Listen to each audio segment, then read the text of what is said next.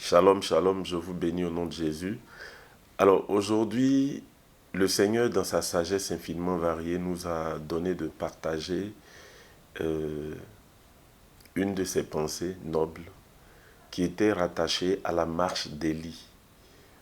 On a vu le dimanche dernier que Élie avait défait 450 prophètes de Baal. Et après avoir ramené le cœur du peuple à Dieu, Jézabel, qui avait à sa solde tous ces prophètes, va apprendre la situation. Alors elle va se faire fort de menacer Élie, le prophète de feu.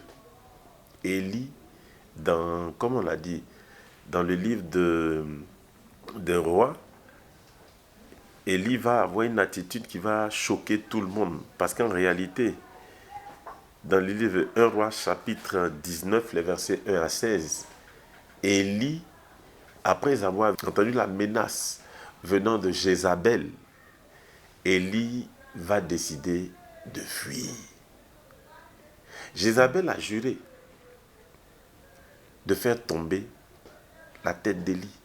Élie, en entendant cela, va prendre son serviteur, il va le cacher en Juda, à Bethsheba, et puis il va fuir. Il va marcher en proclamant « Je ne suis pas meilleur que mes pères », comme si l'Éternel s'était trompé. Même avec cette déclaration, Dieu va quand même le soutenir. Il va envoyer son ange le nourrir par une fois, deux fois. Et après le deuxième mets que l'ange va lui donner, il va marcher pendant 40 jours et 40 nuits, de façon surhumaine, vers le mont Horeb. Avez-vous déjà vu quelqu'un qui marche 40 jours, 40 nuits? Le mets que l'ange lui a donné de déguster, lui a donné de marcher pendant 40 jours et 40 nuits, jusqu'à la montagne de Dieu. Arrivé là-bas, Dieu lui demande, « Qu'est-ce que tu es venu faire ici, Élie ?» Et Élie te dit, « J'ai déployé mon zèle, j'ai tué tous les prophètes de Baal, je suis resté le seul prophète et tout le monde veut me tuer. » En fait, ce que Élie avait dit était en partie vrai, mais ce n'était pas tout à fait vrai. Parce qu'après avoir défait les prophètes de Baal, qu'il a tous égorgés dans le tronc de Kizon, le peuple n'était pas contre Élie. Donc ce que Élie est en train de dire à l'Éternel est en partie faux. Ce n'était pas vrai. Élie a pris peur parce que Jézabel, qui était sanguinaire, l'avait menacé. Alors il a fui, abandonné le combat, il a abandonné la vision et il est allé retrouver le Seigneur. Il a détruit les prophètes de Baal, mais la source des prophètes de Baal, celle-là même qui avait choisi d'établir ces prophètes de Baal, était là. C'était le deuxième défi. Élie a fui. Le passé d'Élie était glorieux. Il avait défait 450 prophètes de Baal. Mais le défi du présent avait cloué Élie. Mon frère, ma soeur, je vais te dire quelque chose. C'est bien de regarder dans le rétroviseur, mais le défi de maintenant est très important pour ta destinée. Et si tu ne sais pas le relever, ton passé serait comme s'il n'avait jamais existé, quels que soient les lauriers que tu aurais glanés. C'est pourquoi je voudrais t'interpeller par rapport à Élie qui avait libéré Israël de ses prophètes, mais qui n'avait pas terminé la mission. Dieu lui demande, qu'est-ce que tu es venu faire? Alors Dieu, pour montrer à Élie qu'il le connaissait, il dit à Élie, sors devant la montagne, je vais te présenter quelque chose. Dieu avait à cœur de dire à Élie qui il était et qui Élie était pour lui. Alors Élie sort devant la montagne, un vent violent souffle. C'est une armée d'anges qui passe. Les montagnes et les rochers sont ébranlés. Mais l'Éternel n'est pas dedans. L'Éternel ne se trouve aucunement dedans. C'est extraordinaire. Et très souvent dans nos églises, lorsqu'on voit ce genre de mouvement, on se dit « Ah, Dieu est là ». Mais en fait, avec tout ça, l'Éternel n'était pas dedans. Et le psaume 104, le verset 4 dit « Il fait des vents ses messagers ». C'était des anges messagers simplement. Dieu est en train de dire à Élie « Regarde, devant ma face là, il y a des anges messagers ». Ensuite, des tremblements de terre. Dans Apocalypse 6, le verset 12, il dit, je regardais quand il ouvrit le sixième sceau, il eut un grand tremblement de terre. Le soleil devint noir comme un sac de crin, la lune entière devint comme du sang. Alors, c'est l'armée céleste qui va détruire le soleil et la lune qui doivent présider au jour et à la nuit. Cette armée-là était aussi devant le Seigneur. Et puis ensuite, après, le feu.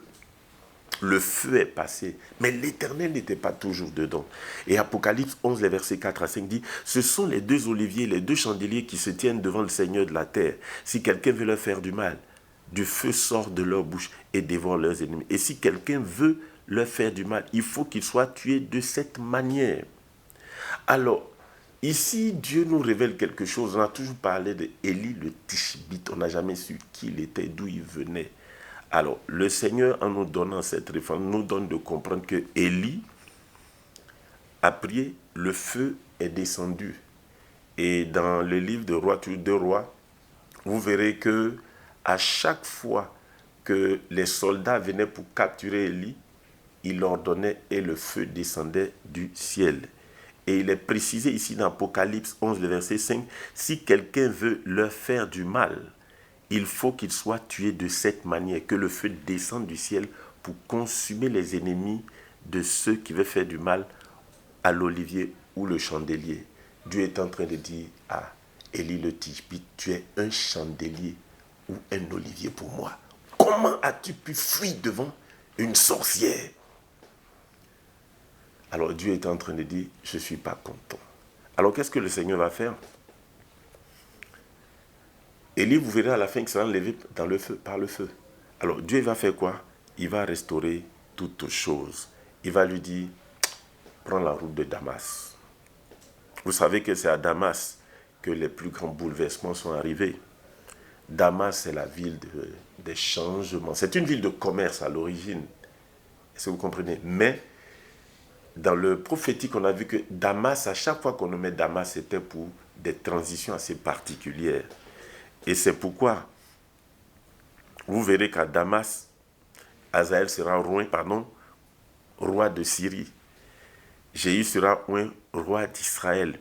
Et Élisée sera prophète à la place d'Élie. Élie ne va pas connaître la mort.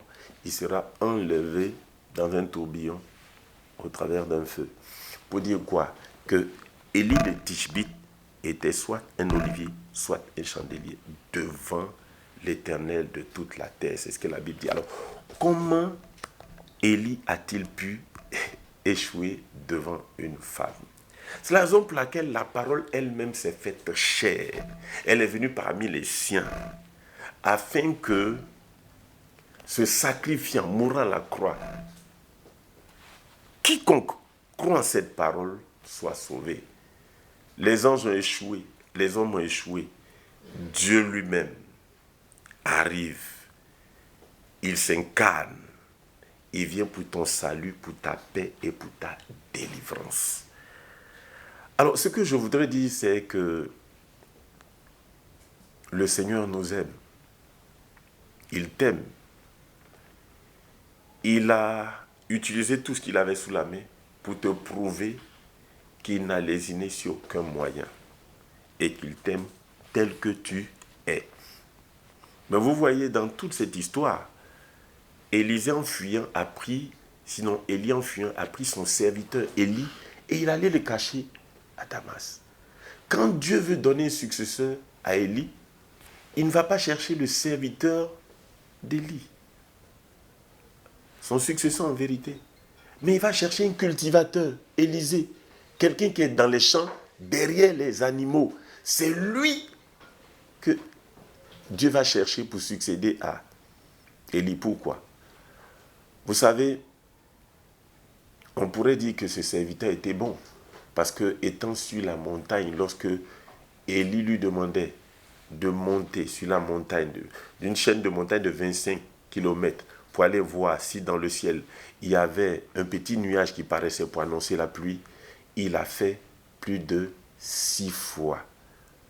Et cette distance-là prouve plus que jamais qu'il était certainement obéissant. Son passé était glorieux, mais son présent était empreint de peur. Dieu ne peut pas se choisir, ne peut pas prendre quelqu'un qui a peur. Il peut te susciter dans l'Ancien Testament.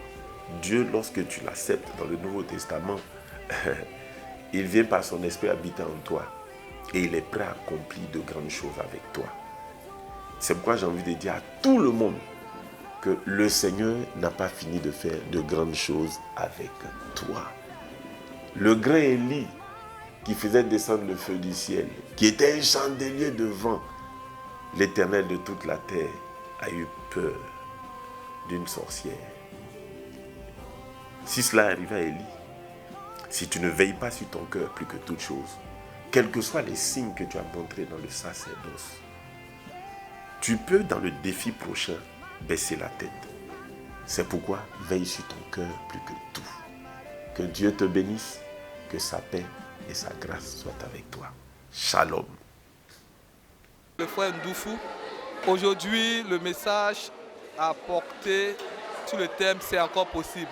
Ce que je retiens, ce n'est pas le moment de nous décourager, de toujours persévérer dans la voie de Dieu et de ne pas avoir peur des défis.